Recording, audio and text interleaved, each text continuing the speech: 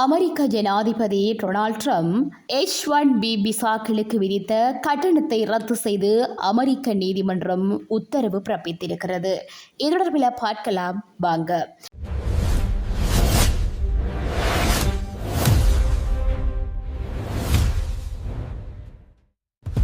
வெளிநாட்டு உயர்திறன் தொழிலாளர்களுக்கு புதிய H-1B விசாக்களுக்கு ஜனாதிபதி டொனால்ட் ட்ரம்ப் விதித்திருந்த $1,00,000 அமெரிக்க கட்டணத்தை அமெரிக்க பெடரல் நீதிமன்றம் ரத்து செய்திருக்கிறது.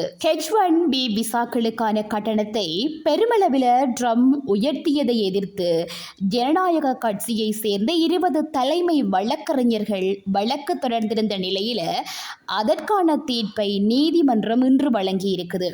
அமெரிக்க அதிபர் டொனால்ட் ட்ரம்ப் கடந்த ஆண்டு செப்டம்பரில் இந்த கட்டணத்தை அறிவித்தார். இது சட்டவிரோதமான வரி என்றும் வரிகளை நிர்ணயிக்கும் நாடாளுமன்றத்தின் உரிமையை இது பறிப்பதாகவும் நீதிபதி குறிப்பிட்டுள்ளார்.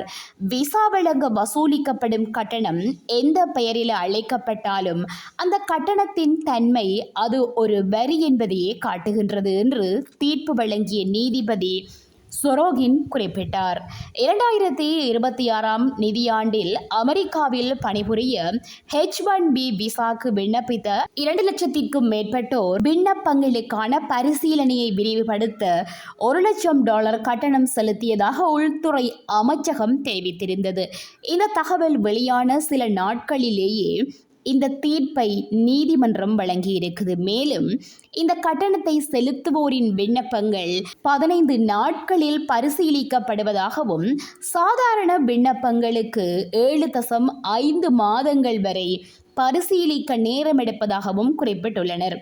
H-1 விசா என்பது அமெரிக்காவில் வசிப்பதற்கான தற்காலிக குடியுரிமை கொண்டது.